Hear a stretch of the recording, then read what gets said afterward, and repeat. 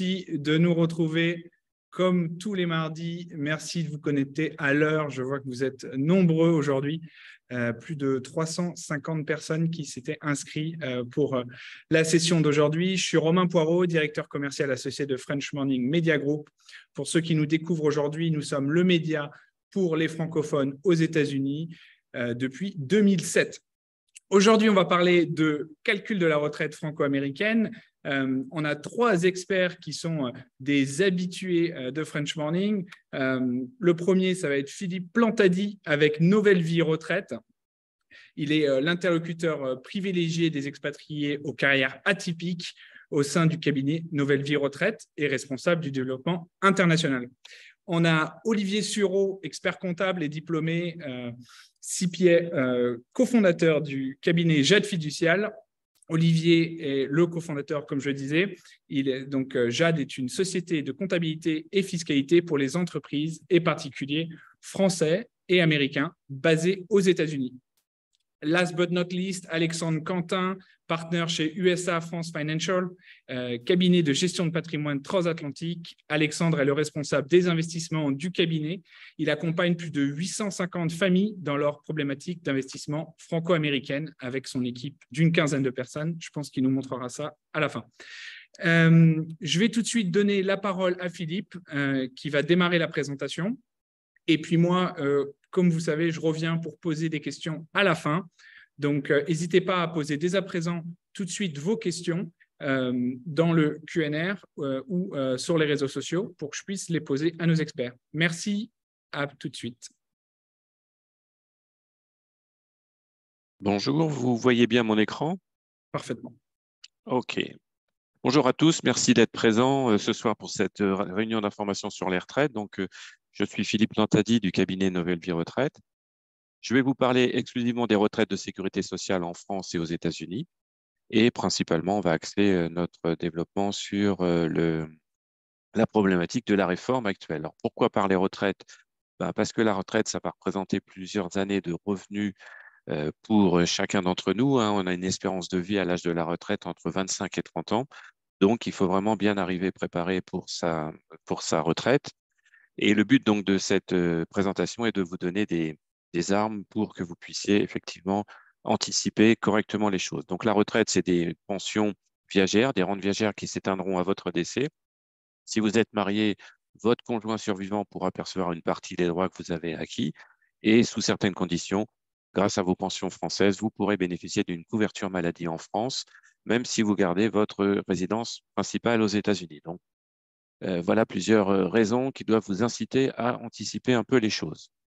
Donc, on va parler des retraites françaises, de l'expatriation, de l'actualité avec la réforme, de la retraite américaine, et je vous présenterai un peu plus en détail le cabinet Nouvelle Vie Retraite. La retraite, donc aujourd'hui, ça, ce sont les règles actuelles. On va voir tout de suite après les règles possibles qui vont passer avec la réforme si elle est votée telle qu'elle a été présentée jusqu'à ce jour. Donc, à l'heure d'aujourd'hui, le premier âge de départ en retraite, c'est 62 ans. Donc, c'est l'âge d'ouverture des droits. C'est une des premières notions que vous devez intégrer. Donc, 62 ans, vous pouvez percevoir vos retraites françaises à taux plein si vous remplissez une condition de durée de carrière ou à taux minoré si cette condition de carrière n'est pas remplie. Donc, entre 62 et 67 ans, cette condition de durée de carrière sera exigée pour percevoir vos droits sans abattement. À 67 ans, c'est l'âge du taux plein garanti. Donc, vous n'avez aucune minoration. On calcule vos droits sans abattement, quelle que soit la durée de carrière totale que vous avez. Vous avez la possibilité, dans le cadre des carrières longues, de partir en retraite ou de percevoir vos pensions à taux plein exclusivement entre 60 et 62 ans, avec 2 conditions cumulatives, donc remplir la condition de durée de carrière pour avoir le taux plein et avoir validé entre 4 et 5 trimestres avant l'âge de vos 20 ans, la fin de l'année de vos 20 ans. Donc, ça, c'est des notions qui sont importantes. Vous pouvez percevoir vos retraites à taux plein ou à taux minoré entre 62 et 67 ans, selon la consolidation de votre carrière qui sera faite entre la France et les États-Unis avec l'application de la Convention de sécurité sociale. Sur cette diapositive, on a repris les trimestres que vous devez justifier pour avoir votre retraite à taux plein entre 62 et 67 ans. Donc, sur cette colonne, vous avez l'âge de 62 ans. Ici, vous avez les millésimes d'année de naissance. Donc, en fonction de votre année de naissance, vous avez un nombre de trimestres à remplir, à justifier pour avoir vos retraites à taux plein entre 62 et 67 ans, sachant qu'à 67 ans, vous avez l'âge du taux plein automatique. Donc, si vous êtes né, mettons, en 1966, vous devez justifier de 169 trimestres pour avoir vos retraites à taux plein entre 62 et 67 ans. Donc, je vous laisse effectivement voir en fonction de votre année de naissance la condition de durée que vous devez justifier. Et juste après, on va avoir les trimestres qui vont être pris en compte dans votre durée de carrière. Donc, tous les trimestres que vous avez acquis en France, que vous ayez été salarié, indépendant, fonctionnaire, toutes ces périodes d'activité seront prises en compte. Si vous avez été détaché à l'étranger, vos employeurs ont continué à cotiser pour vous et à ce titre, ont validé des trimestres pour vous dans les régimes français. Ils seront également pris en compte dans votre reconstitution de carrière globale. Enfin, si vous avez cotisé volontairement dans un des régimes des Français de l'étranger, que ce soit la CFE, la Sécurité sociale des indépendants ou la CIPAV, ces trimestres seront également pris en compte.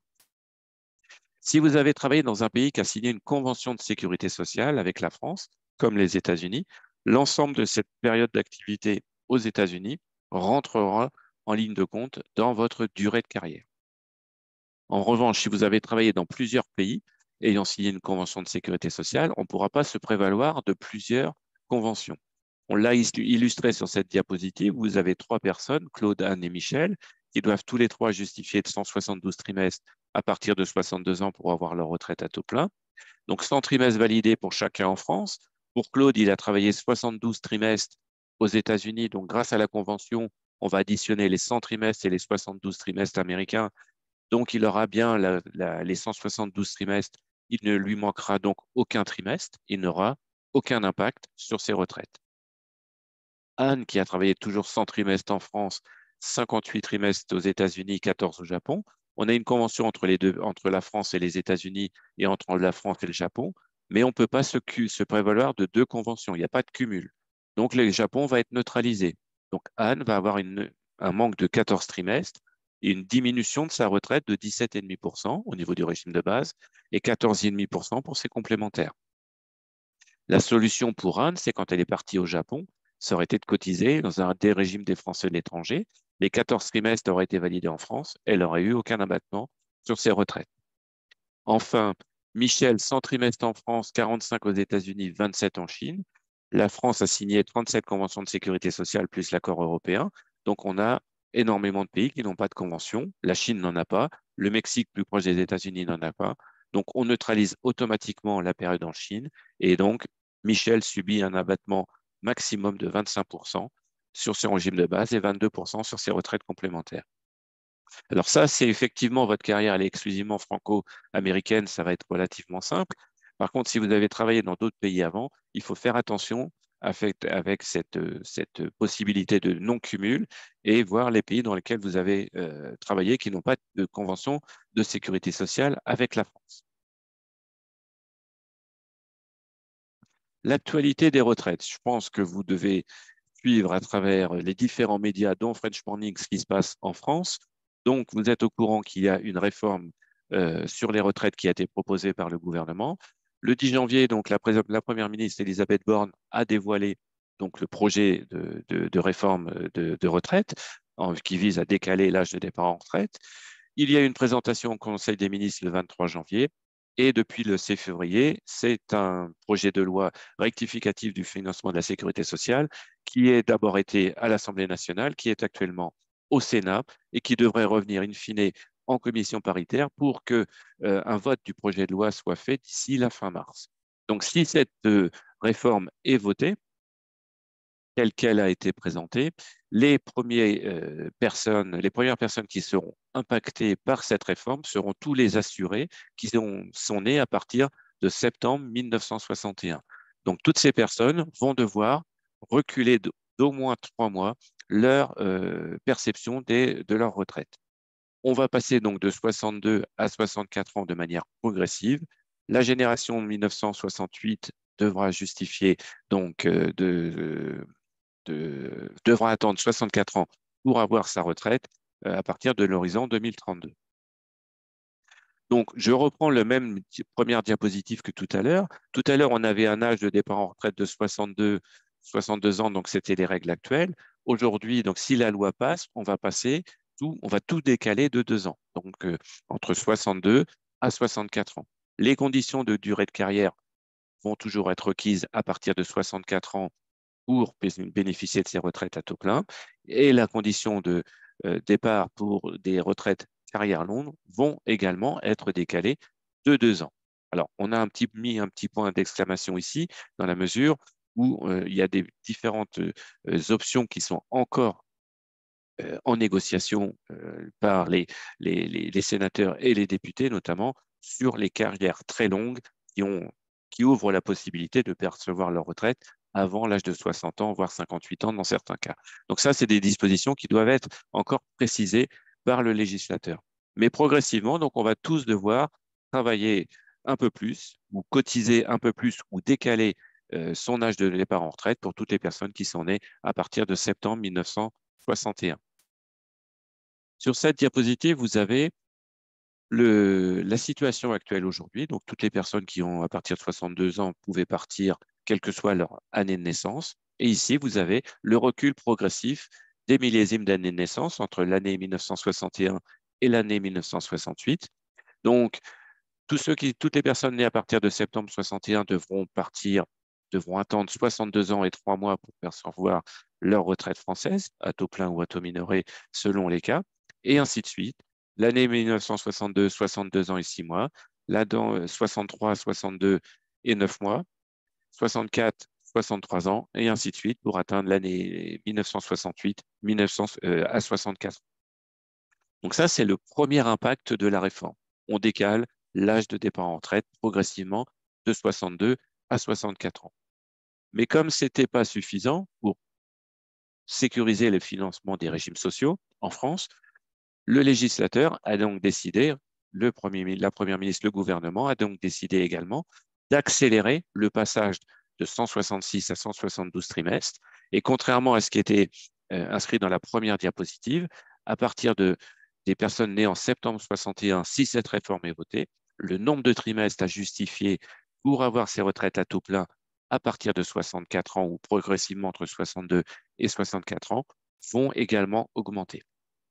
Donc ça, c'est aussi une information qu'il faut à nouveau actualiser dans votre processus d'analyse de votre situation personnelle, parce que si vous êtes né à partir de septembre 61, vous allez être impacté par cette réforme, à la fois dans l'âge de départ en retraite, mais également dans le nombre de trimestres à justifier pour avoir vos retraites à taux plein. On garde un âge de taux plein à 67 ans et une décote entre 64 et 67 ans qui reste à préciser. La retraite américaine.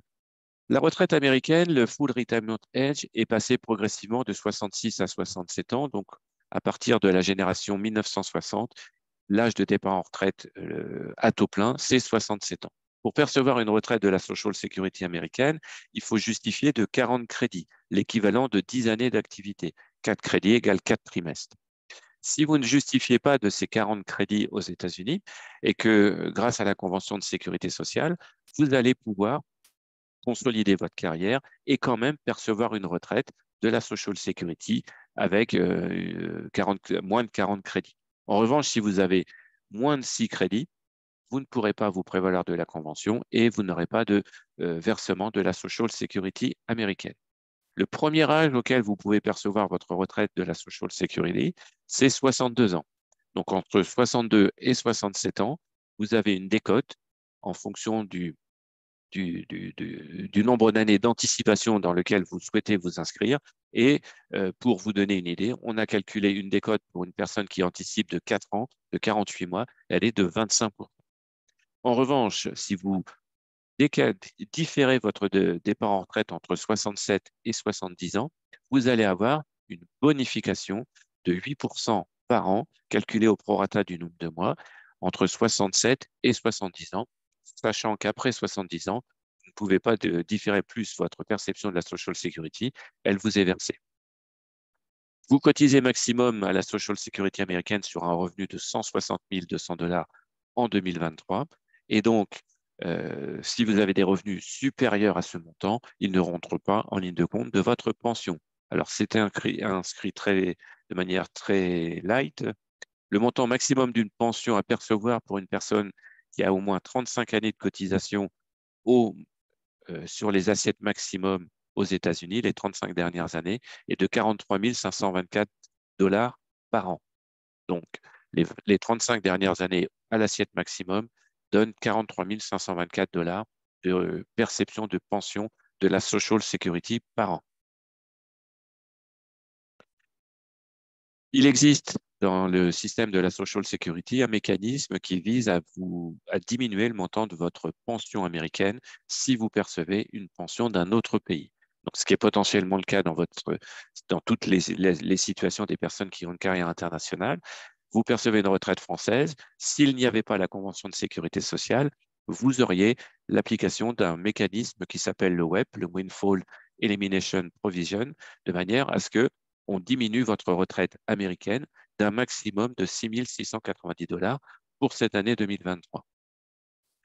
Je vous le redis, grâce à la Convention de sécurité sociale, si cette convention a servi à vous ouvrir un droit à la fois en France ou aux États-Unis ou dans les deux pays, si vous avez appliqué à une demande de retraite française ou américaine grâce à la Convention de sécurité sociale, le Windfall Elimination Provision, le WEP, ne vous sera pas appliqué quand vous ferez valoir votre demande de retraite.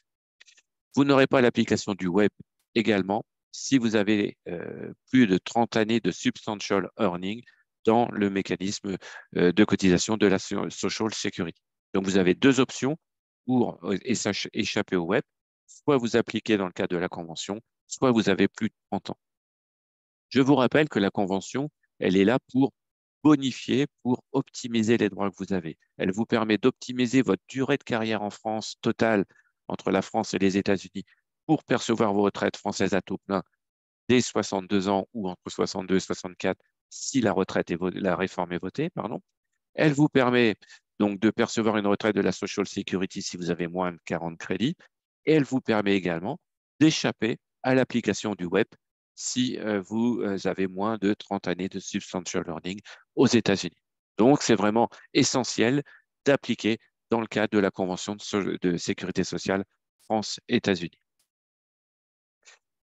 Vous pouvez dissocier la perception de vos retraites.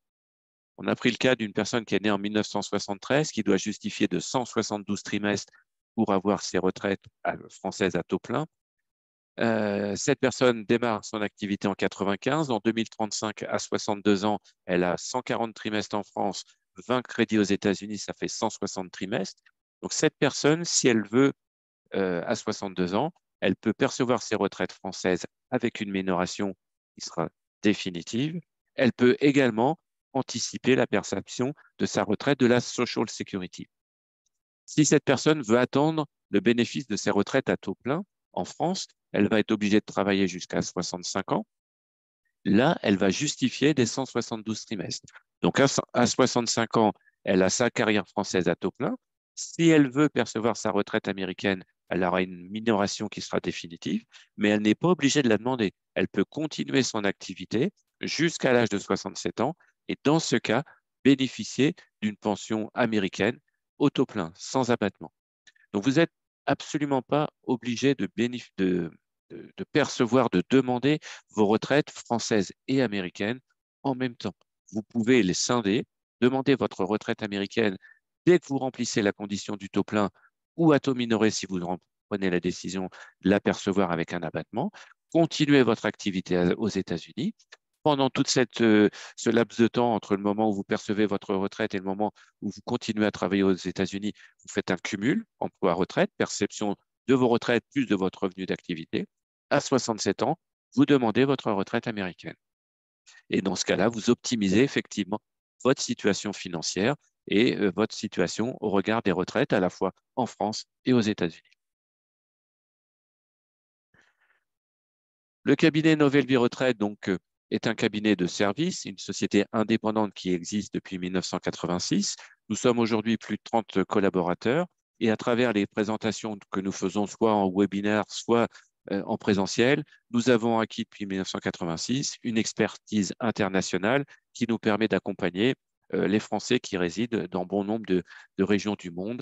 Nous savons calculer les retraites européennes, bien évidemment, les retraites françaises, les 42 régimes de retraite en France, mais également la retraite au Japon, la retraite américaine, la retraite canadienne, la retraite québécoise. Voilà, donc depuis 1986, nous avons acquis une expertise qui progresse d'année en année à travers donc, nos réunions et à travers le recrutement de collaborateurs.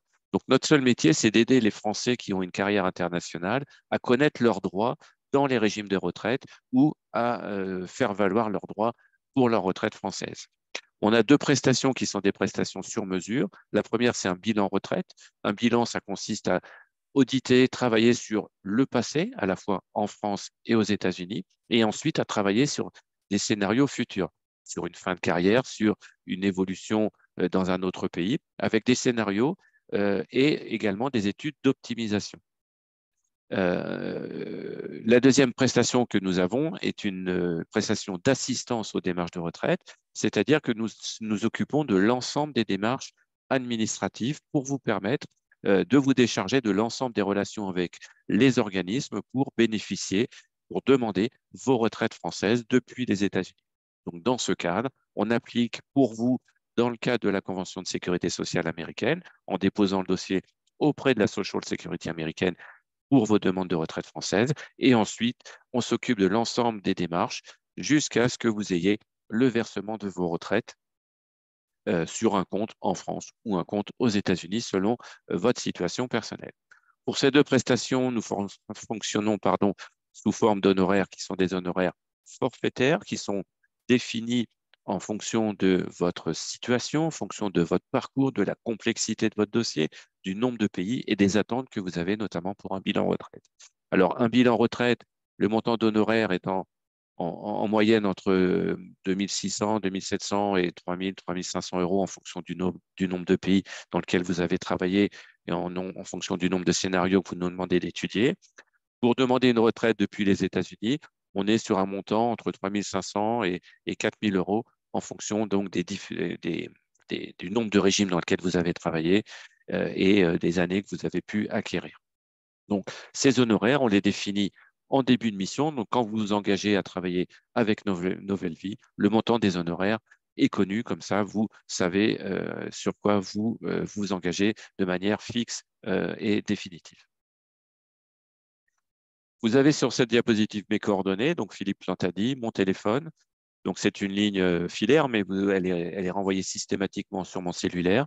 Vous avez mon adresse email, philippe.plantadi@nouvellevie.com. Vous pouvez m'adresser des messages, n'hésitez pas à le faire. Je vous proposerai des rendez-vous personnalisés qui sont gratuits et sans engagement.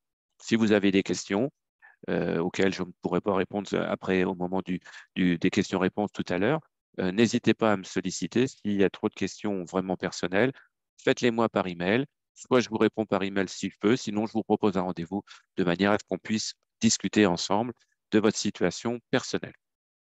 Voilà, j'espère ne pas avoir pris trop de temps et avoir été dans le timing prévu par Romain. Et je laisse la place maintenant à Olivier. C'était parfait. Merci. Alors, je vais essayer de partager l'écran si tu peux. Voilà, super, merci. Hop. On va se faire le diapo.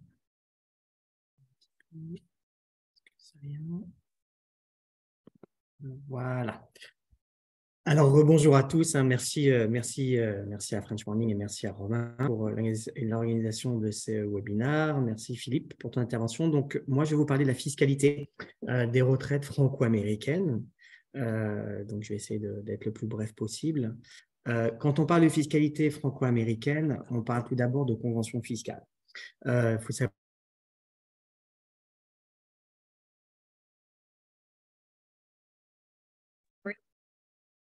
moi, je repartage mon écran tout de suite. Ça m'a fait un petit bug. Qu'est-ce qui s'est passé? Est-ce qu'on voit mon écran là ou pas? Non, là, on ne le voit plus. Je pense que ça a sauté. Tu as un petit bug de connexion. Ouais. Hop, c'est reparti. Voilà. On est reparti. Donc, quand on parle de fiscalité, on parle bien évidemment de conventions fiscales tout d'abord. Alors, conventions fiscales, on a plusieurs conventions fiscales qui ont été conclues entre la France et les États-Unis. On en a 3, même 4, je dirais. Une qui concerne ce dont on parle aujourd'hui, l'impôt sur le revenu, sur ce qu'on parle de la convention de non-double imposition qui ont été conclues entre la France et les États-Unis. Une sur les successions et donations, dont on a déjà parlé à plusieurs reprises.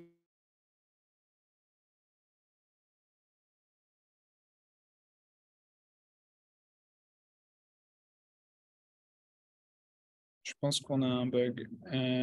Je pense que la présentation doit faire bugger le live.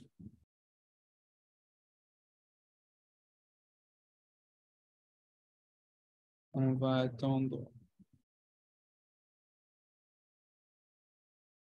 Si Olivier.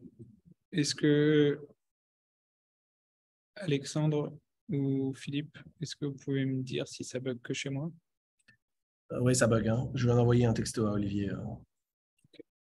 Sinon, je prendrai le relais et on attendra que Olivier revienne. Ouais. Comme tu veux qu'on attende un petit peu? Ouais, on attend un petit peu et puis si ça bug encore, je prendrai le relais. Olivier, ouais, je pense qu'on a un souci avec le partage d'écran. Peut-être, si tu l'as en PDF, je pense que ça doit être PowerPoint qui doit pas être content avec Zoom. Oui, je vais réessayer une dernière fois. Sinon, on le repartagera. Ou sinon, Alexandre, si ça coupe, je te laisserai parler et moi, je referai à la fin si on voit que ça coupe une dernière fois. Je refais une dernière tentative. Pas de souci, Olivier. Désolé pour ça ne m'arrive pas souvent, ça. Donc, je vais essayer. Si ça coupe, je te laisserai reprendre Alex et j'essaierai de faire différemment. Donc, quand on parle de taxation sur les retraites franco-américaines, quand j'évoquais les 3 conventions fiscales à connaître, la convention d'impôt sur le revenu, la convention des successions de nations, l'accord de sécurité sociale qui régit le calcul des retraites, dont Philippe, en fait, parlait aujourd'hui. Et enfin, l'accord FATCA, qui est un accord important et qui a été conclu entre la France et les États-Unis, qui régit les obligations des banques américaines au niveau des résidents fiscaux américains dans l'obligation de déclarer des comptes en banque. Donc, nous, on va parler surtout de la convention fiscale aujourd'hui de non-double imposition. Donc, quand on parle de retraite, comme Philippe l'a évoqué tout à l'heure, retraite française et américaine, du côté français, on parle des régimes de base de sécurité sociale. Du côté du régime de base et de régime à caractère complémentaire, à caractère obligatoire. Et du côté américain, on va parler de la Social Security. Et après, des produits complémentaires. Alors ça, c'est 401k, IRA, Defined Benefit Plan, tous les systèmes de retraite. Première chose qu'il faut toujours faire attention quand on parle de retraite, ne pas confondre retraite et placement. Ça, c'est une grosse erreur qu'on fait souvent en termes de fiscalité, notamment, c'est qu'on va souvent faire un amalgame entre les assurances-vie et les plans d'épargne d'entreprise. Par exemple, une assurance-vie française, ce n'est pas une retraite. C'est un plan de placement financier. C'est ce qu'on appelle en fiscalité américaine un brokerage account. Donc, une assurance-vie française est assujettie à une fiscalité aux États-Unis pour des résidents fiscaux américains qui détiennent une assurance-vie française. Ça veut dire qu'on doit taxer les revenus chaque année. Chaque année, je touche des intérêts sur le fonds euro, je dois les taxer. On doit respecter les formalités fiscales, notamment FBAR, déclarées, ce sont des comptes en banque, et les formalités FATCA, mais également parfois les formalités PIFIC. On en parlera rapidement tout à l'heure. Idem pour les plans d'épargne d'entreprise. Attention, ce ne sont pas des plans de retraite. On fait souvent l'amalgame. Plan d'épargne d'entreprise, c'est un outil de placement financier. Certes, il est défiscalisé en France, mais si vous êtes résident fiscaux américain, pour le fisc américain, c'est un placement financier. Et donc, par conséquent, les revenus doivent être taxés aux États-Unis et toutes les formalités fiscales doivent être accomplies, notamment FBAR, FATCA et PIFIC, sous peine de pénalité. Donc, quand on parle de la taxation des retraites aux États-Unis, il faut se référer à l'article 18 de la Convention fiscale franco-américaine dont j'ai évoqué tout à l'heure. Et cet article 18 est très simple. Il dit la chose suivante: les produits de retraite sont taxables dans le lieu de cotisation. Et je vais vous donner des exemples en fonction de l'endroit où je suis, l'endroit où j'ai cotisé. Si j'ai cotisé en France, je suis taxé en France. Si j'ai cotisé aux États-Unis, je suis taxé aux États-Unis. Il y a d'autres dispositions, cet article-là, qui est notamment une disposition en termes de déduction fiscale, c'est-à-dire que si demain, vous continuez à cotiser à un système de retraite français et vous venez vivre aux États-Unis, jusqu'au moment où vous obtenez la carte verte. À partir du moment où vous n'avez pas de carte verte, vous pouvez déduire ces déductions fiscales de vos revenus américains et donc à bénéficier d'une déduction fiscale aux États-Unis grâce à la convention fiscale comme un plan de type 401k. Donc ça, c'est un avantage fiscal important. De la même façon, attention, si certains d'entre vous, vous avez un salaire français, votre employeur français abonde à votre retraite, il n'y a pas de problème jusqu'à ce que vous ayez une carte verte, c'est-à-dire que si vous habitez aux États-Unis, vous avez encore un salaire français. Mais le jour où vous avez une carte verte, le fisc américain va considérer que cet abondement, l'argent que va vous mettre votre employeur français dans le plan de retraite, doit être taxé aux États-Unis. Donc, attention à cela dans ce type de dispositif. Donc, quand on rentre dans le détail, on va se trouver dans deux situations différentes. Première situation, vous êtes résident fiscaux américain ou citoyen américain. Je rappelle, quand on est citoyen américain, peu importe où on habite dans le monde, on est résident fiscal aux États-Unis. Et là, on va avoir deux types de produits de retraite. Produits de retraite français, que je vous évoquais tout à l'heure, article 18 de la Convention fiscale. Les produits de retraite français sont taxables uniquement et exclusivement dans le lieu de cotisation. Et ce qu'on appelle la saving clause, qu'est-ce que la saving clause? C'est la possibilité par le fisc américain de taxer un résident américain sur ses revenus mondiaux ne s'applique pas pour les retraites. C'est très important parce que beaucoup de gens disent non, la retraite française, ok, elle est taxée en France, mais il faut la remettre aux États-Unis parce que vous êtes résident fiscaux américain et s'il y a un différentiel d'imposition, il faut le taxer aux États-Unis. Ce n'est pas le cas grâce à la convention fiscale, article 18. La saving clause ne s'y applique pas. Ça veut dire que je suis résident fiscal américain, je serai taxable sur mes retraites françaises uniquement, j'insiste, et exclusivement en France. Ça veut dire quoi? Ça veut dire qu'en France, je vais être taxé comme un non-résident. Et en France, il va y avoir deux niveaux de taxation. Un premier niveau qui va être les cotisations sociales, qui vont de 3,2 à 7 points. En général, 3,2, ce sont les régimes normaux de cotisation de sécurité sociale. Et dans un deuxième temps, chaque organisme français va me prendre une retenue à la source, puisqu'en fait, je suis non-résident fiscal français, que vous voyez à gauche en bas de l'écran. Cette retenue à la source va être de 0% jusqu'à 16 000 euros, de 16 000 à 46 000 euros de 12% et au-dessus de 46 000 euros de 20%.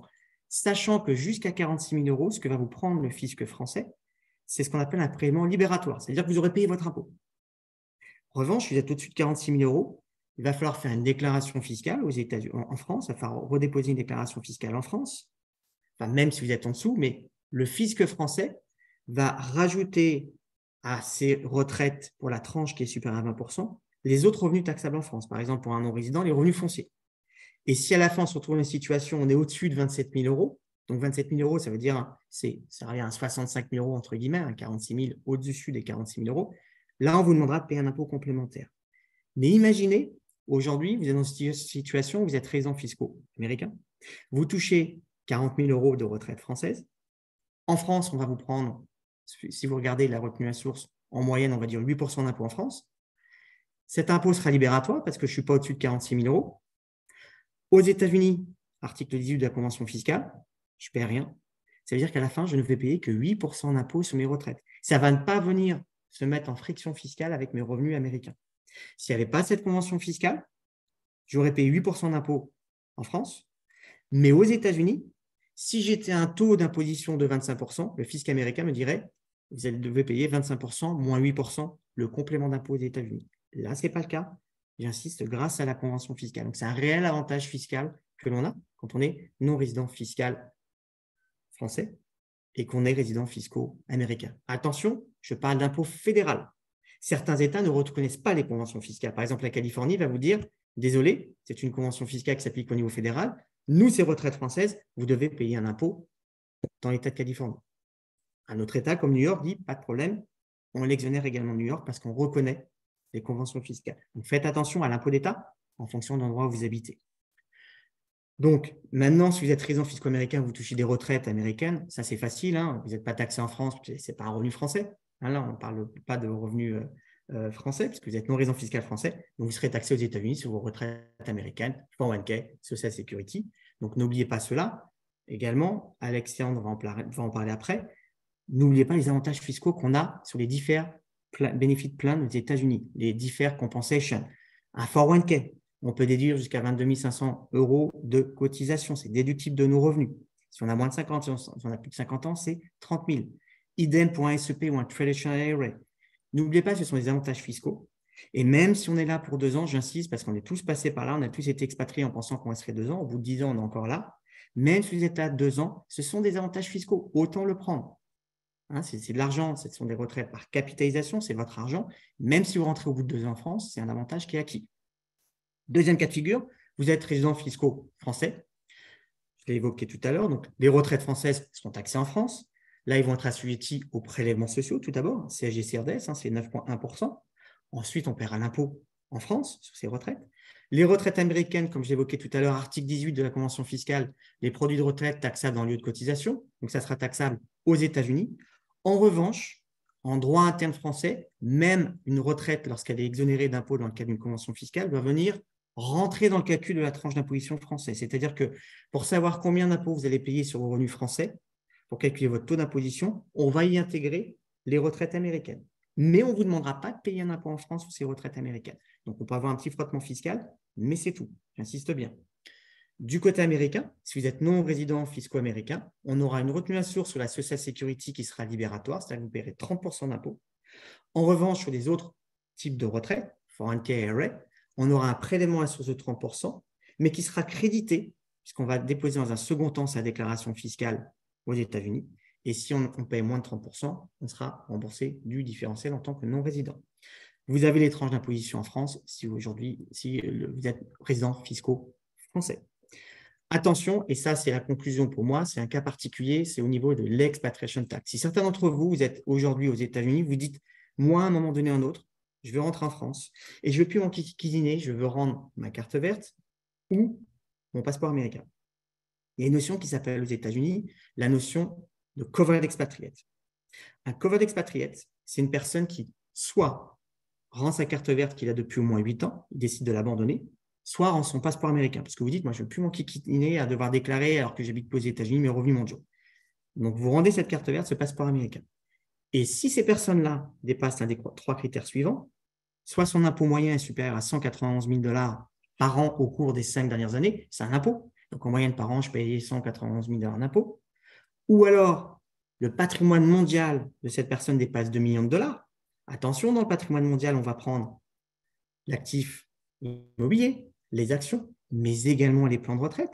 Donc, si certains d'entre vous, vous êtes près de la retraite, vous avez accumulé un 401k, au début, on pourrait se dire, je suis loin, mais non, si on rajoute tout, on peut l'atteindre, 2 millions de dollars. Alors, pour un couple, bien sûr, ça fait 4 millions de dollars, c'est 2 millions de dollars chacun.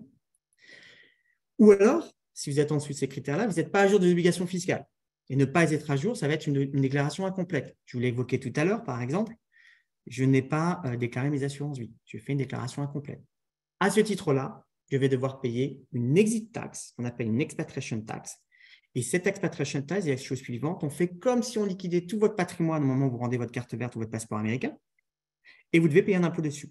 Et dans cet impôt qu'il faut payer, ils sont inclus les retraites, et notamment les plans d'IRA. Les plans d'IRA, si le jour où vous rendez votre carte verte, votre passeport américain, même si vous n'avez pas l'âge légal de prendre ces plans IRA, pour le fisc américain, c'est comme si vous liquidiez cet IRA et il va falloir payer un impôt sur l'accumulation de l'IRA le jour où vous prenez votre retraite.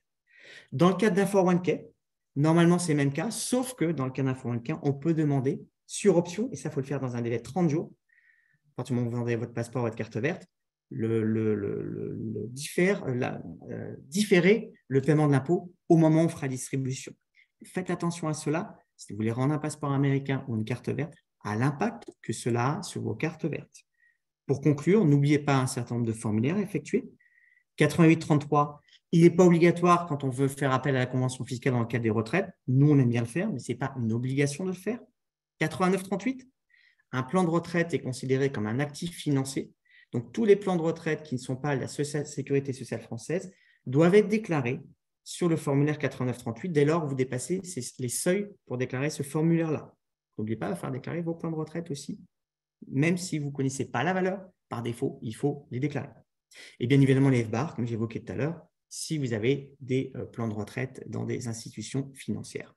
Du côté français, quand on est non-résident fiscal, on a une retraite en France, il faut faire une déclaration en France, même si vous avez été assujetti à la retenue à source libératoire ou pas, vous devez déposer le formulaire 2042 et n'oubliez surtout pas le 2041E parce que c'est là où on va retranscrire la retenue à source que vous avez payée au moment où vous avez touché les retraites.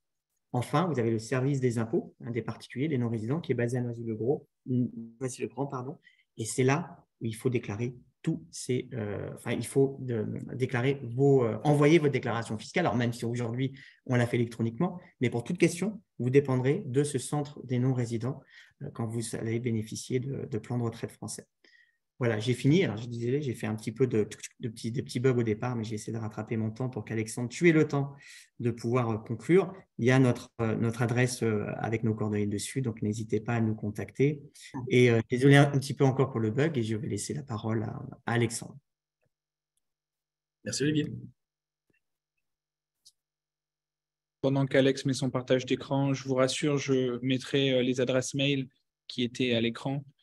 Comme ça, vous pourrez aussi les copier-coller. Alex, la place est à toi. Parfait, merci beaucoup. Donc déjà, avant de se lancer dans le vif du sujet, quelques mots sur SA France. On est maintenant une équipe de 15 personnes. On est basé à Philadelphie, là où on est headquartered, mais également avec des bureaux à San Francisco, Los Angeles, Miami et New York. Et on permet aux cadres, aux entrepreneurs français qui sont basés ici aux États-Unis de pouvoir gérer leurs problématiques financières. Donc ça prend bien évidemment en considération tous les aspects, que ce soit de succession, de retraite, de protection familiale, de placement, tous les aspects qui puissent avoir un impact sur notre futur financier. On est capable d'apporter une valeur ajoutée, et cela, que nous restions pour le reste de notre vie ici aux États-Unis, ou qu'on rentre un jour en France ou ailleurs, nous avons cette capacité d'ajouter cet élément de flexibilité ou de portabilité si besoin. Donc, lançons-nous, si vous le souhaitez, dans le vif du sujet, et on va parler tout d'abord de stratégie patrimoniale de retraite et la stratégie patrimoniale à la française, que j'appellerais celle sur laquelle on a été d'une certaine manière éduqué. Un des avantages ou désavantages, on va dire, c'est qu'on n'a pas eu d'éducation vraiment financière. Et quand on va créer de la valeur patrimoniale, et regardez si vous me suivez, c'est que quand on est en France, on va acquérir de la richesse, on va mettre en place une stratégie patrimoniale, on va pouvoir se diversifier, on va acquérir de l'immobilier, de l'assurance vie, avoir du cash à la banque, on va se diversifier, on va accumuler un certain patrimoine. On va pouvoir faire appel à certaines stratégies fiscales pour réduire un petit peu ce fardeau along the way. Et puis, petit à petit, on va vivre à la retraite du patrimoine accumulé et se retrouver dans une situation où on va vivre de ce patrimoine pour pouvoir faire face au risque de longévité. Parce que maintenant, on a la chance de pouvoir vivre une très longue vie, potentiellement 15, 20, 30, 40, 50 ans à la retraite. Je touche du bois. Et à ce titre, on va vivre des revenus du patrimoine et ce qui restera sera transféré à la génération future. Je pense que vous me suivez en termes de stratégie. C'est vraiment très classique. Il faut savoir que c'est la meilleure stratégie à mettre en place en France. Si vous avez une vie, j'ai envie de dire, franco-française, c'est la manière de mettre en place la stratégie la plus optimale possible. La problématique, c'est que qu'on le veuille ou non, quand on va partir à la retraite, on va faire face à un certain nombre de risques qui fait que si le but du jeu, c'est de partir à la retraite et de garder le style de vie, malheureusement, cette stratégie à la française est vouée à l'échec. Je peux croiser les doigts autant que je veux pour mes parents qui sont restés en France, qui sont exactement dans cette stratégie-là, qui sont retraités et qui sont dans une perspective de vivre des revenus du patrimoine. Pourquoi ? Parce qu'on va faire face à une vingtaine de risques à la retraite, dont les 5 majeurs que vous voyez à l'écran. J'ai mis les 4 majeurs, mais j'ai mis 2 alinéas au niveau de la volatilité. Ces 5 majeurs, notamment, vont mettre tellement de pression au quotidien que ça va être extrêmement compliqué de garder le style de vie. En quelques mots, on en a parlé, la longévité. Alors, pourquoi c'est le plus gros risque à la retraite ? Parce que plus on va être en vie, et plus avoir un impact de coefficient multiplicateur de tous les autres risques. Si on doit planifier pendant 2 ans, on va prendre beaucoup moins de risques que s'il faut planifier pendant 30 ou 40 ans. Deuxièmement, c'est l'inflation. Pendant longtemps, l'inflation a été modérée. Les 12-13 dernières années, l'inflation n'était pas vraiment un facteur. Mais maintenant, on le sent. On le sent au quotidien. On va au restaurant. La note est généralement très salée très rapidement. On sent l'inflation qui grignote notre pouvoir d'achat. Il faut faire en sorte que nos revenus de retraite puissent faire face à l'inflation. Puis, il y a la taxation. On est encore dans un bas historique aux États-Unis. On est à 37% au taux marginal supérieur au niveau fédéral, au niveau des revenus. On était à 39,6% il y a 3-4 ans. On était à 70% dans les années 70. On était à 93% dans les années 30-40. Comme on est dans un bas historique, potentiellement, pour faire face au poids de la dette qui s'accumule de manière massive, on va devoir, en tout cas le gouvernement américain, à terme, va devoir augmenter les impôts. Et évidemment, si on a une augmentation des impôts, le net que nous avons dans notre poche pour pouvoir dépenser de l'argent sera impacté négativement. Et enfin, c'est la volatilité. C'est-à-dire que pour générer des revenus de notre patrimoine, il va falloir déjà prendre du risque et deuxièmement, faire face à ce qu'on appelle l'ordre des rendements, ce qu'on appelle en anglais le sequence of return. Il faut comprendre que les 5 années après la retraite et les 5 années avant la retraite, cette zone de 10 ans, c'est la zone la plus dangereuse de toute la planification financière. S'il y avait un crash majeur qu'on a connu en 2007-2008, financier et immobilier, dans cette période-là, on a pu être le meilleur gestionnaire pendant les 30 premières années de notre carrière. Et là, on arrive à la retraite et qu'il y a un crash majeur dans cette zone-là. Si la plupart de notre patrimoine est en immobilier, en 401k, et que la plupart y est, et qu'on n'est pas les reins solides, bien évidemment, les revenus qu'on va pouvoir générer de notre patrimoine pour le reste de notre vie vont être impactés négativement. Un crash du marché financier à l'âge de 92 ans impactera moins une planification financière qu'un crash du marché financier à l'âge de 62 ans. Et ce n'est pas parce qu'on prend la retraite qu'il n'y aura plus jamais de crash. Et la rapidité et la maturité, j'ai envie de dire la durée des crashs, est d'autant plus importante maintenant qu'on l'a connu dans les années 70, 80, 90 et maintenant 2000, 2010 et voire 2020. Donc, prendre ça en considération, c'est absolument fondamental. L'objectif, et on va le voir, c'est que vous soyez, et pour le reste de votre vie, en position de force. Que les implications externes à votre planification financière n'impactent en rien votre capacité à garder le style de vie pour le reste de votre vie et potentiellement laisser quelque chose de conséquent ou pas, comme vous le souhaitez, à la génération future, mais que vous soyez en contrôle. Et on va voir comment, ensemble, on va pouvoir le faire. Le dernier risque, c'est évidemment le risque en lui-même qu'on va pouvoir devoir faire face à la retraite. Si on prend les actifs financiers, qu'on a mis de l'argent de côté, par exemple, dans ce qui est 401k, compte d'investissement ou autre, eh ben, il faut assumer un certain risque pour pouvoir générer du rendement. Les dernières analyses, les white papers qu'on voit à ce sujet, une compagnie de recherche et d'investissement qui s'appelle Morningstar a fait un white paper sur le sujet. Il faudrait notamment, de nos jours, ne pas prendre plus de 2,81% de rendement de nos actifs financiers pour avoir 99% de chances de succès, alors qu'à l'époque, la règle était à peu près de 4%. On prenait 4% des revenus, ça devait pouvoir le faire. Maintenant, on est à 2,81 dans cette même perspective, étant donné la volatilité des marchés financiers à l'heure actuelle. 2,81, pour mettre ça en perspective, c'est que pour chaque $1 million qu'on a de côté, on ne prendrait que 28 100 $ de revenus. Donc, il va falloir mettre des millions et des millions de dollars de côté qui mettent en danger, évidemment, la planification financière. Est-ce qu'il va falloir mettre plus d'argent de côté en phase d'accumulation et ou prendre plus de risques pour que ce montant de patrimoine soit le plus élevé possible pour être un peu plus tranquille à la retraite et à hauteur de 2,80, ça devrait normalement très bien se passer. Ou bien, on a mis moins d'argent de côté, on a pris moins de risques en phase d'accumulation et maintenant, pour pouvoir avoir le style de vie espéré, il faut qu'on passe de 2,81 à, disons, 5%. Et donc, à 5%, la probabilité de succès descend à 70%. Et bon, est-ce que vous êtes confortable avec une probabilité de succès de votre planification financière à 70% si on a un vol pour Paris demain et qu'on a 70% de chance d'arriver à une destination? Quelle que soit la raison d'y arriver, je ne suis pas sûr que je prendrai ce vol-là. Donc, je prendrai potentiellement un vol qui a 99,99999% de chance d'arriver à destination. J'espère que vous me suivez là-dessus. Et donc, on va voir ensemble que cette perspective d'accumuler de la richesse à la française, de planifier, j'ai envie de dire, à la française, c'est la stratégie où on va prendre le plus de risques, on va payer le maximum d'impôts, on va avoir le moins de revenus possible. Et c'est soit je dépense de l'argent pour moi pour laisser un peu plus à la génération future, ou je dépense plus pour moi et je laisse moins à la génération future. C'est un petit peu le beurre ou l'argent du beurre. Voilà dans quel choix de stratégie financière on s'est embarqué si nous restons dans une stratégie dite, que j'appellerais classique, à la française. On va voir que l'opportunité ensemble, c'est d'être résident fiscal américain aujourd'hui. Peu importe si dans 2 semaines, dans 2 mois, dans 20 ans, on rentre en France ou pas, le fait d'être lié aux États-Unis aujourd'hui nous ouvre des opportunités patrimoniales.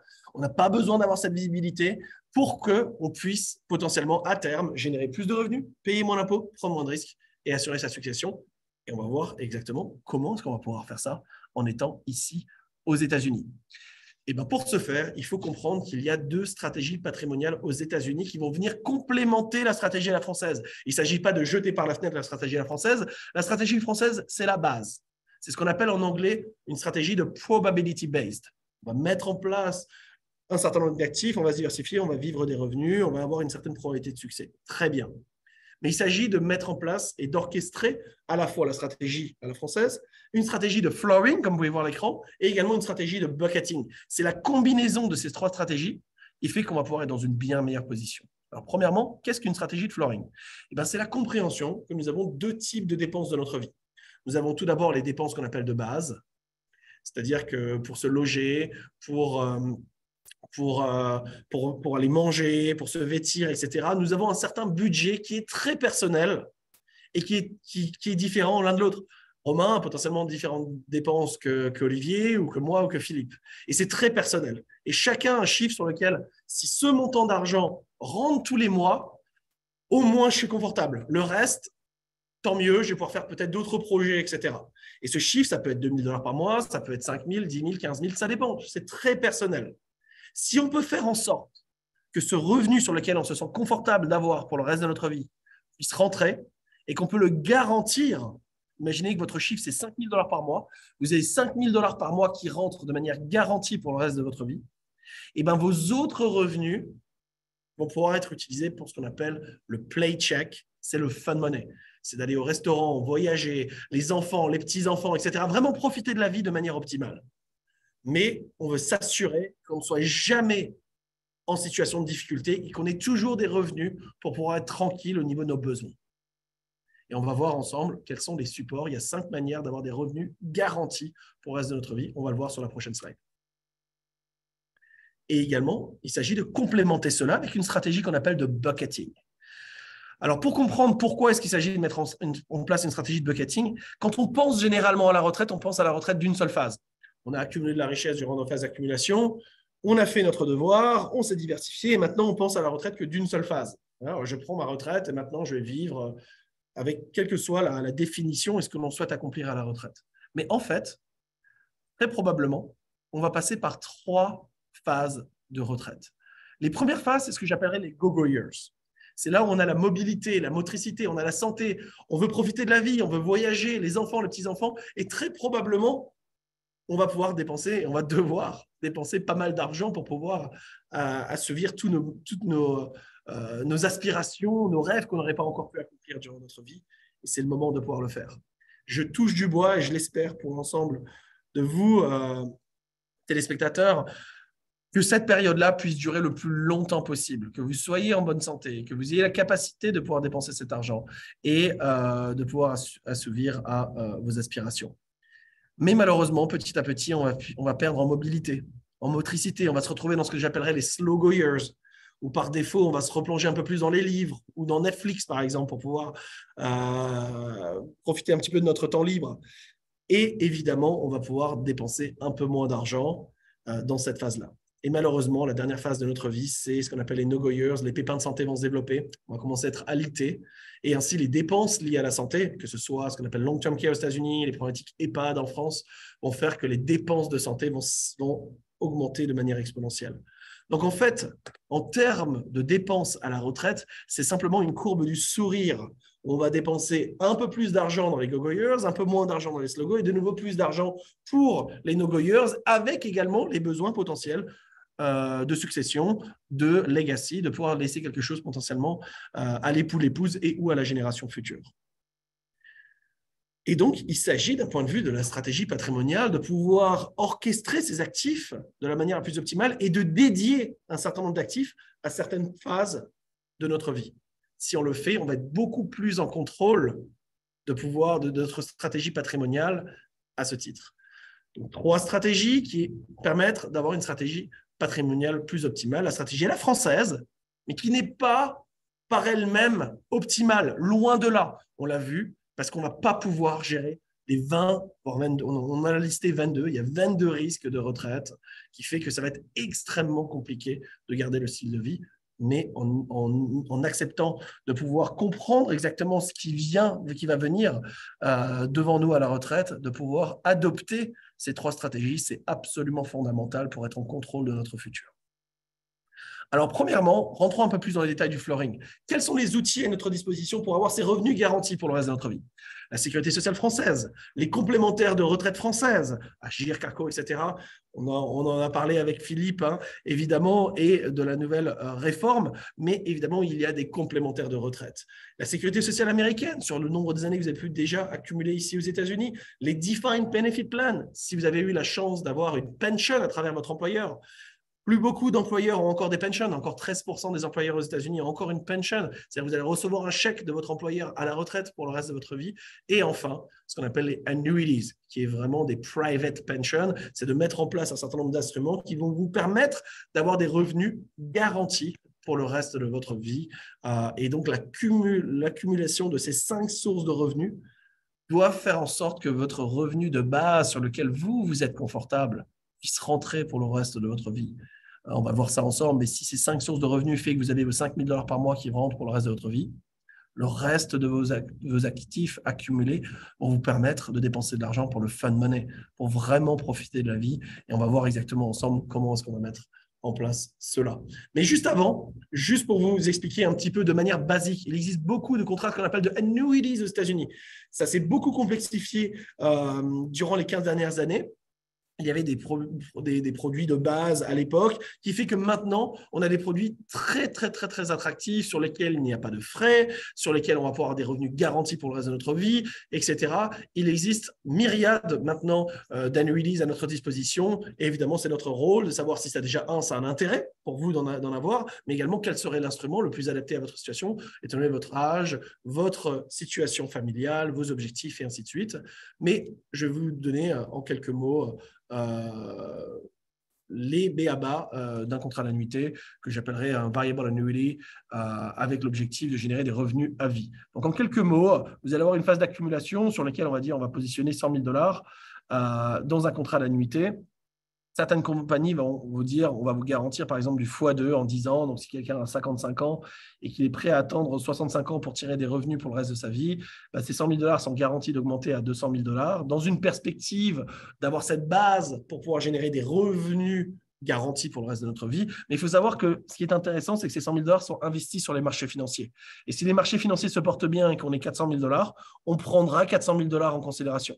S'ils ne se portent pas très bien et qu'on est à 100 000 ou 0, on prendra ce minimum de 200 000 $ en considération. Donc, on a une base d'augmentation garantie, mais si les marchés se portent mieux, tant mieux, on aura plus d'argent. S'il se passe moins bien, on a cette base au minimum de x2 en 10 ans.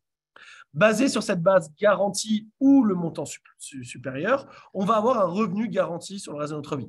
Les taux à l'heure actuelle sont proches des 6%. Je vais prendre l'exemple de 6%. 6% de 200 000 $, ça veut dire un chèque de 12 000 $ par an pour le reste de notre vie. 1 000 $ par mois qui rentreraient pour le reste de notre vie. Donc, si on a 100 000 $ aujourd'hui, à l'âge de 55 ans, et qu'on est prêt à attendre 10 ans, on va avoir, grosso modo, sur une base de 100 000 $, si on a attendu 10 ans, 12% de rendement à vie minimum si on a la capacité d'attendre 10 ans dans ce type d'exemple-là. Okay. Si évidemment vous avez 400 000 $ dans votre compte sur lequel vous commencez à ce moment-là, ce serait x2. On aurait maintenant du 24 000 $ par an pour le reste de notre vie. Okay.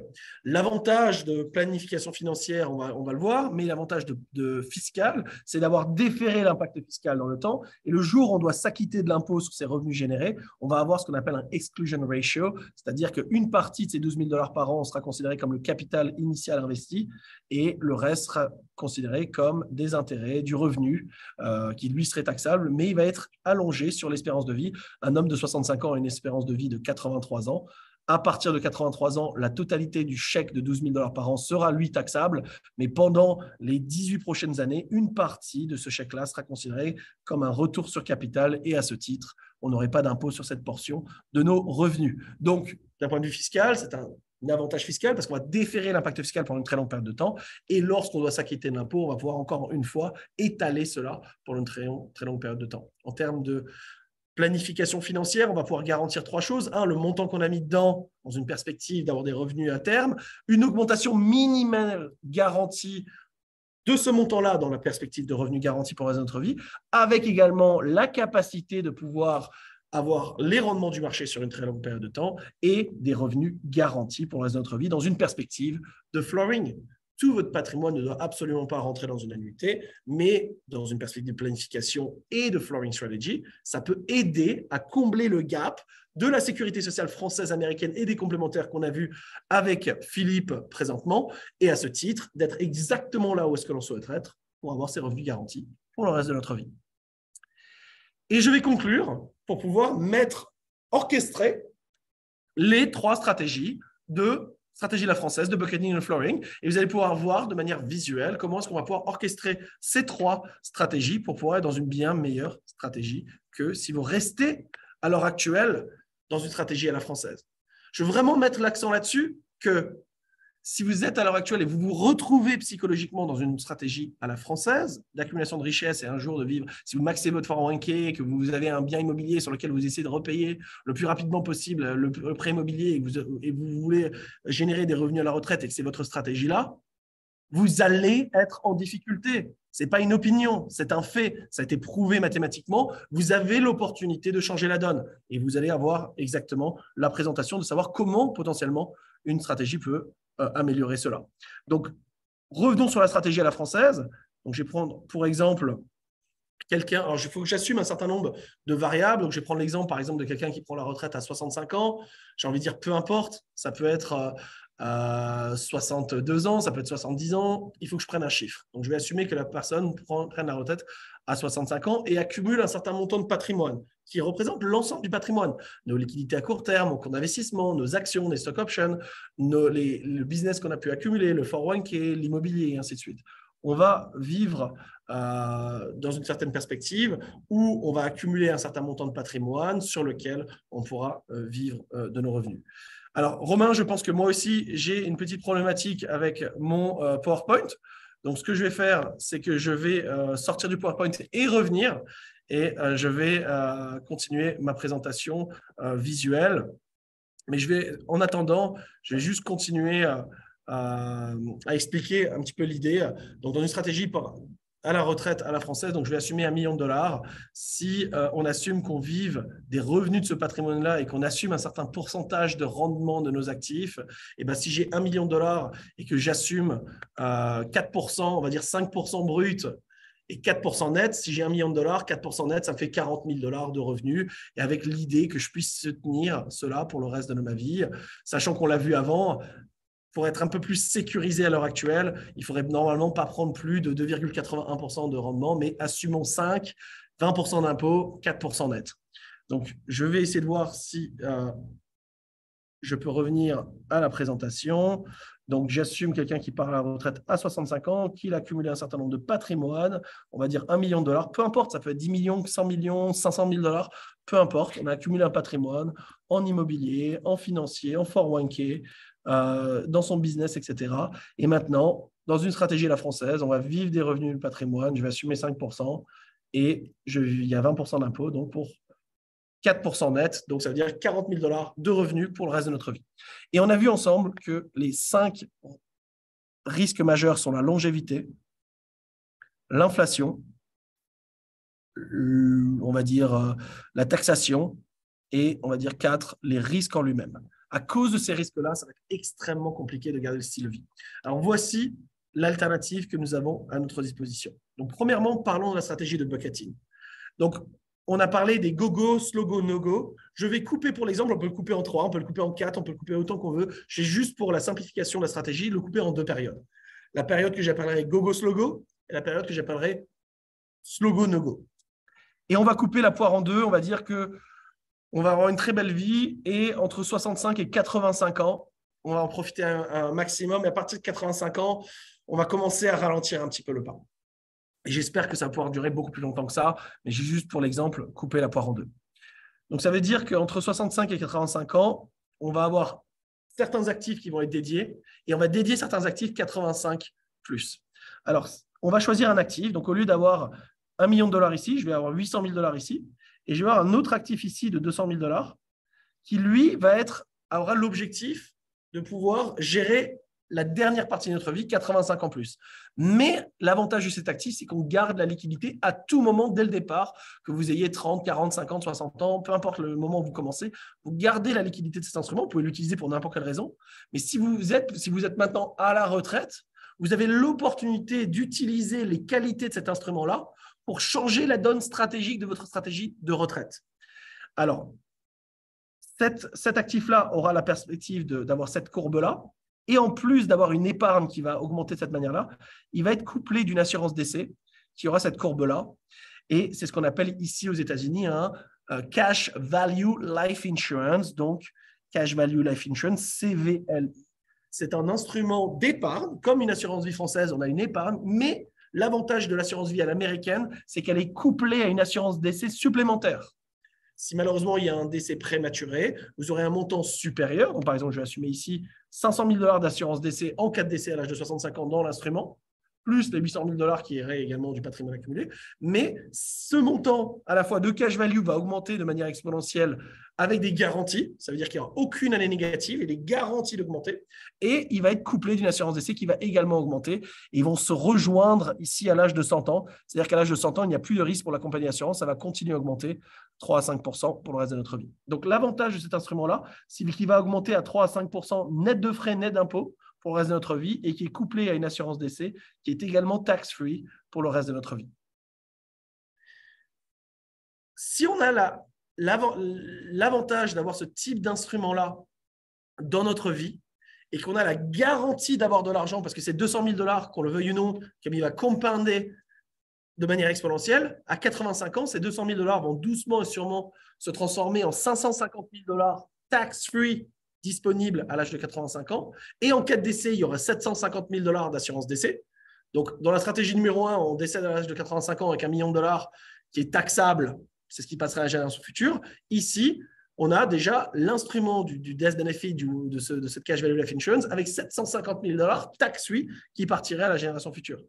Comme on a assez d'argent, 550 000 $ tax-free pour finir tranquillement notre vieux jour, faire face potentiellement à ces problématiques de long-term care, d'avoir assez d'argent pour tranquillement finir ce vieux jour et d'assurer la succession pour la génération future. Maintenant, ces 800 000 $ accumulés ici, on n'est pas obligé de les garder le plus sûr possible et juste vivre des intérêts. Parce que dans une stratégie à la française, c'est comme si vous aviez un nuage patrimonial et vous vivez juste des intérêts, c'est-à-dire de 4 % de votre nuage patrimonial que vous avez accumulé. C'est bien dommage.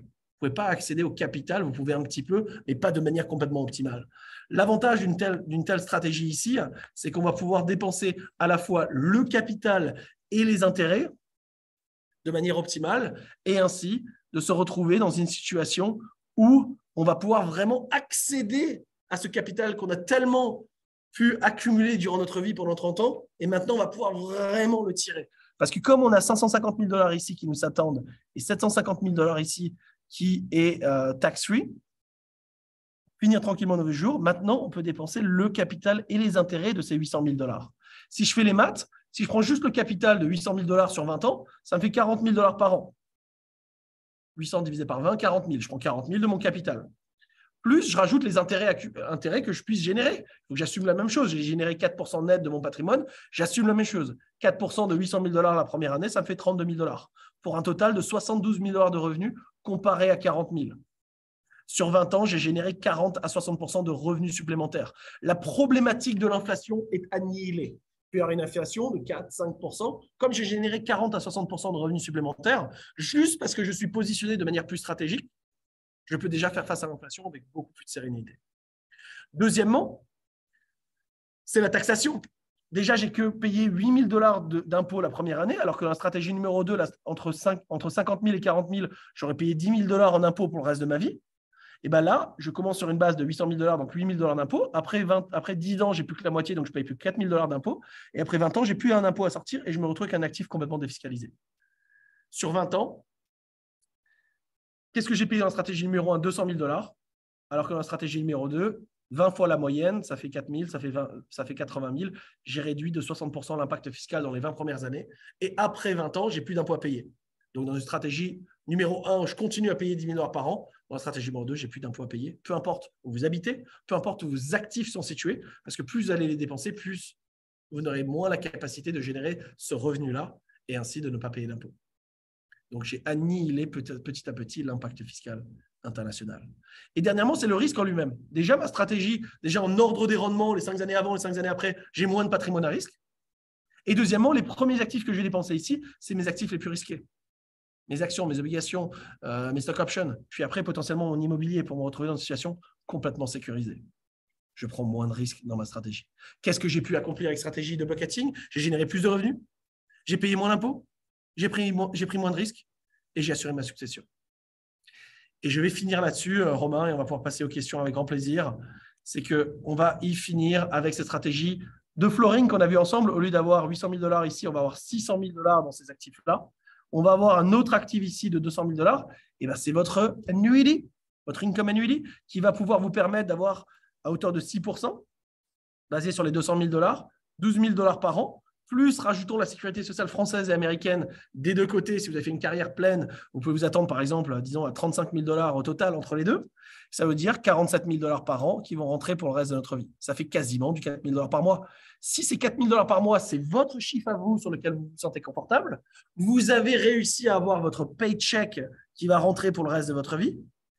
Et le reste de votre patrimoine ici va vous permettre, un, de faire face à l'inflation, et deuxièmement, de pouvoir réaliser vos aspirations avec toute cette liberté d'esprit de pouvoir le faire. Vous avez maintenant 600 000 $ que vous pouvez dépenser sur 5 ans, sur 10 ans, sur 15 ans, sur 20 ans et jusqu'à zéro, juste pour le fun money. Parce que lorsque vous aurez dépensé ce montant-là, qu'est-ce qui vous attend? 550 000 $ tax-free en plus des 47 000 $ par an qui tombent pour finir tranquillement vos vieux jours, faire face aux problématiques de long-term care, etc. et d'avoir l'effet de levier de l'assurance décès pour la génération future. Je répète, c'est vraiment la combinaison de ces trois stratégies qui fait que vous seriez dans une meilleure position. Ce n'est pas l'un, l'autre, un des trois. Si vous avez l'opportunité d'implémenter ces trois stratégies-là, c'est une solution qui va pouvoir vous permettre de changer la donne pour vous, votre époux et votre épouse, pour la génération future et d'être en bien plus position de force que si vous ne le mettez pas en place. Et vous voyez ici, si vous souhaitez commencer une discussion, quelle qu'elle soit, n'hésitez pas à prendre rendez-vous. Notre premier rendez-vous est sans frais. N'hésitez pas à reach out sur mon numéro de téléphone portable, sur mon adresse email, ou si vous prenez votre votre caméra sur votre téléphone, vous avez mon QR code qui est un lien direct vers mon calendrier. N'hésitez pas à mettre en place une première consultation. Ce sera avec plaisir de vous accompagner, de faire un point sur là où vous en êtes et quelles sont les opportunités à votre disposition pour vous et votre famille. J'ai testé le QR code. Il y a des rendez-vous à partir du 21 mars, donc n'hésitez pas. Merci. On va rappeler Philippe et Olivier. Alors, on a pris pas mal de questions pendant toute cette période. Je vois que Olivier a répondu à quelques questions par écrit, donc n'hésitez pas à regarder la réponse. Je pense que c'est intéressant et il a pris le temps de le faire, donc merci à Olivier. Alors, on va les prendre dans l'ordre. On a une question de Nathalie qui nous dit « Peut-on réclamer le remboursement de ces cotisations françaises si on ne veut pas toucher la retraite française ?» Non, ce n'est pas possible. Donc, vous devez demander, dans tous les cas de figure, vous pourrez la toucher. Il n'y a aucun minimum de durée d'activité ou autre. Donc, voilà, vous pourrez toucher une retraite française, quel que soit le nombre de mois ou d'années d'activité que vous avez eues. Mais vous ne pouvez pas avoir le remboursement. On a une question de Marie-Hélène. Comment est-ce que je peux voir mes trimestres? Je suppose cotisés. Oui. Alors, vous avez un site qui s'appelle www.l'assurance-retraite.fr. Vous pouvez vous créer un compte personnel avec votre numéro de sécurité sociale français qui reste valable pour la retraite. Et donc, voilà. Et vous aurez accès aux informations qui sont enregistrées dans les régimes français. Merci. Question d'Alexandre. Est-ce que la cotisation volontaire via la CFE peut être rétroactive si je cotise en une fois l'équivalent de 2 trimestres pour rattraper le fait que je n'avais pas cotisé le trimestre précédent? Est-ce que c'est accepté? Non, vous ne pouvez pas cotiser de manière rétroactive. Donc, la cotisation CFE, c'est à partir de maintenant et pour le futur. Donc, pas possibilité de rétroagir. Alors, on a une autre question de Elodie. La convention entre la France et les US sont pour des statuts d'expatriés dans des pays français. Dans les entreprises françaises aux US. Dans les entreprises françaises aux US ou des Français qui ont cotisé dans un système américain. Pour exemple, pour les entreprises américaines. La convention de sécurité sociale, elle s'applique à toutes les personnes, quelle que soit l'entreprise dans laquelle ils ont travaillé en France et aux États-Unis. Toutes les personnes qui ont cotisé dans les deux pays, dans les deux systèmes, en France, sécurité sociale française et social security aux États-Unis, la convention, elle s'appliquera. Question de Pascal. Est-il mieux de se faire payer par le système US ou France ou les deux indépendamment? Carrière 7 ans en France, puis 22 aux US. Alors Pascal, vous n'avez pas le choix. Vous aurez un paiement de la France et un paiement des États-Unis. Chaque pays vous paiera au prorata du nombre d'années que vous avez eu dans le pays en fonction des revenus que vous avez eu dans le pays. Question de Sylvie. Est-ce que la retraite aux US est versée même si on n'a pas la nationalité américaine? Oui, il n'y a pas de condition de nationalité. Dans le cadre du WEP, faut-il déclarer les trimestres travaillés aux US pour la retraite française? Vous êtes, quand vous faites votre demande de retraite américaine, on vous demande si vous percevez une retraite d'un autre pays. Donc, comme vous ne fraudez pas, vous dites oui. Et donc, automatiquement, si vous n'avez pas appliqué dans le cadre de la Convention de sécurité sociale France-États-Unis, vous aurez application du web. D'où l'intérêt de procéder dans le cadre de la Convention de manière échappée au web. Merci. Question de Pierre-Marie. Les trimestres américains comptent dans le cadre de l'établissement de la retraite française, mais comment calcule-t-on les 25 meilleurs revenus d'activité annuels de votre carrière si on n'a pas 25 ans de cotisation française? Doit-on racheter des trimestres dans ce cas pour maximiser le revenu annuel moyen? Alors, si vous n'avez pas 25, alors pour calculer votre retraite française, on va tenir compte exclusivement de vos revenus français en France. Si vous avez moins de 25 ans, on prendra le nombre d'années que vous avez. Si vous avez 15 ans, on va prendre les 15 années de revenus revalorisés en euros d'aujourd'hui, divisé par 15 pour avoir un salaire annuel moyen sur 15 ans. Si vous avez que 20 ans, on fera la même opération sur 20 ans. Question de Michael. Comment consulter notre situation en termes de nombre de trimestres aux États-Unis? Alors ça, c'est un peu plus compliqué parce que sur les relevés de la Social Security, vous avez juste le montant des revenus cotisés pour la retraite et pour Medicaid. Vous pouvez demander un relevé de crédit quand vous avez auprès de la Social Security pour savoir le nombre de crédits que vous avez de validés à ce jour. Si vous avez plus de 40 crédits, vous savez déjà aujourd'hui, quand vous recevez un relevé de la Social Security, combien de crédits vous avez de validés. Si vous êtes en dessous des 40, c'est un peu plus compliqué. Bruno a une question pour toi, Philippe. Je travaille depuis septembre 90. J'ai travaillé dans 3 pays, France, Allemagne, États-Unis. Pourriez-vous m'aider? Avec plaisir, Bruno, parce que vous allez avoir effectivement deux conventions qui vont s'appliquer. Un, l'accord européen avec l'Allemagne, un avec les États-Unis, la convention bilatérale. Donc, effectivement, ça sera intéressant d'étudier votre situation et de voir les options qui s'offrent à vous.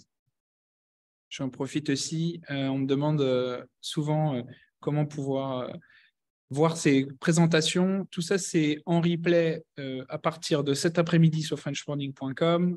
C'est sur YouTube, sur Facebook et ce sera sur LinkedIn demain matin. Donc, où que vous nous suivez, quel que soit le channel, normalement, vous verrez en cherchant French Morning assez facilement, avec les coordonnées et l'intégralité des présentations. JB nous demande « Bonjour, j'ai travaillé uniquement aux États-Unis. Puis-je quand même percevoir une retraite en France ?» Non, désolé. La retraite, c'est le reflet de votre carrière professionnelle. Donc, si vous n'avez pas travaillé en France, vous n'aurez pas le droit à une retraite en France.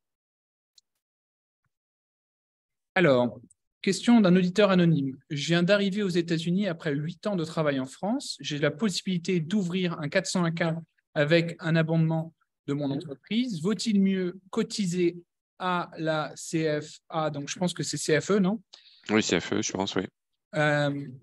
Au 401(k) ou faire les deux en même temps? Alors, je reprendrai ce que dit très souvent Olivier dans ses présentations. Si vous avez la chance d'avoir un 401(k) avec un abonnement de l'entreprise, il faut le prendre parce que c'est de l'argent gratuit qui est potentiel. Et puis, l'abondement que vous faites, vous défiscalisez. Donc, c'est quelque chose qu'il faut faire. Alors, est-ce que la CFE plus vaut mieux que le 401(k)? C'est à voir dans votre situation et à voir aussi dans votre perspective future. C'est à étudier de manière peut-être un peu plus précise. C'est sûr que si vous pouvez faire les deux, c'est le mieux. Après, c'est une question de moyens parce que la CFE, c'est à peu près 8 000 € par an, entre 7 800 et 8 000 € de cotisation par an. Donc, ça fait une somme qui n'est pas toujours défiscalisable, sauf si vous êtes en visa. Je parle sous couvert d'Olivier. Voilà, donc le mieux, effectivement, c'est de faire les deux. Mais voilà, je vous recommanderais de bien prendre votre 401(k) et notamment si votre entreprise abonde. Olivier, tu confirmes? Absolument. Je suis sûr qu'Alexandre confirmera aussi, mais absolument. Ouais, moi aussi, ça dépend de la situation, hein. Il y a beaucoup de gens aussi qui aveuglement max out le 401k. Ce n'est pas forcément la solution. Ce n'est pas parce qu'on a un 401k qu'on a une stratégie de retraite. Je pense que je l'ai démontré aujourd'hui. Mais en effet, si vous avez un abondement, par exemple, si l'abondement de l'entreprise est de 3% et vous mettez 3% et vous récupérez à 100% sans risque ces 3%, il faut le savoir, hein, parce que si vous les abondez et que la perspective du 401k, c'est de l'avoir, pourquoi s'asseoir dessus? Sachant que même si vous en sortez et que vous le cassez et que vous repartez en France après 2 ans et que c'est votre argent, oui, il y a une pénalité, oui, il y a un impact fiscal, mais comme vous avez doublé votre argent, vous vous en sortez financièrement, vous allez gagner à l'avoir fait. Après, la question se pose, est-ce que je vais abonder plus ou pas que le match de l'entreprise, l'abondement? Là, la question se pose parce qu'il y a beaucoup de prises de décision patrimoniales avant de maxer le 401k. Et notamment, si on n'est pas dans la tranche marginale supérieure, quand on est marié en ce moment, married jointly, si on n'est pas au-dessus, je crois que c'est 694 ou 697 000 $, la question se pose de l'avantage du déferrement fiscal, puisque vous allez potentiellement pas gagner votre pari fiscal du déferment et vous allez perdre toute la vélocité patrimoniale de votre argent, puisque cet argent est maintenant bloqué jusqu'à 59 ans et demi sous peine de pénalité. Donc ça, c'est évidemment des questions sur lesquelles on les répond tous les jours et ça va dépendre également de votre avenir de carrière. Est-ce que vous allez rester aux États-Unis plus ou moins longtemps? Et ça, évidemment, Ça, on sait pas. On a une question de Pascal. J'ai 56 ans. Il est aux États-Unis depuis 25 ans. Vers quel âge est-il bon d'engager un conseiller comme Philippe afin de clarifier un plan? Alors Pascal, le mieux, c'est d'engager quelqu'un comme moi quand vous avez des besoins de réponse à des questions. Si c'est maintenant, c'est maintenant. Si c'est dans 2 ans, ça sera dans 2 ans. Si aujourd'hui, vous voulez travailler sur une planification financière ou vous assurez que la planification financière que vous avez mis en place correspond à vos besoins, à vos attentes, la première pierre de votre planification, c'est de savoir ce que ça va donner en termes de retraite des régimes obligatoires, français, américains, voire d'autres pays. Donc, c'est le moment. Voilà, c'est effectivement vous qui détenez la réponse. Si vous avez envie de réponse, si vous avez besoin de réponse aujourd'hui, c'est le bon moment que nous ayons une conversation. On a une question de Gilles. Je ne sais pas si vous avez la réponse. Quelles sont les conditions pour avoir accès à la couverture maladie de la sécurité sociale française pour un résident des États-Unis qui touche une retraite en France? Il y a 2 conditions. Il faut avoir 60 trimestres de validé en France, dans les régimes français, et il faut ne plus avoir d'activité aux États-Unis. Enfin, ne plus avoir d'activité du tout.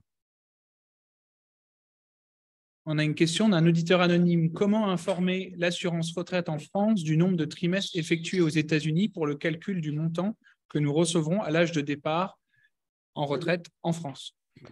Alors, la consolidation de votre carrière, elle se fait au moment de la retraite. Donc, vous pouvez les informer en amont, mais les services de la retraite, de l'assurance retraite en ce moment sont submergés de demandes, donc ne répondent pas aux demandes, sauf si vous êtes à quelques mois de la retraite.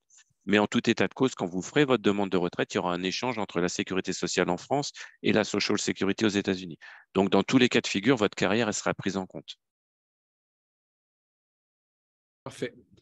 On a une question de Lola. Si double nationalité et retour en France et ayant travaillé plus en Europe qu'en France, comment faire par rapport à la Social Security versus retraite en France? Est-ce qu'il y a une convention entre l'Europe et la France?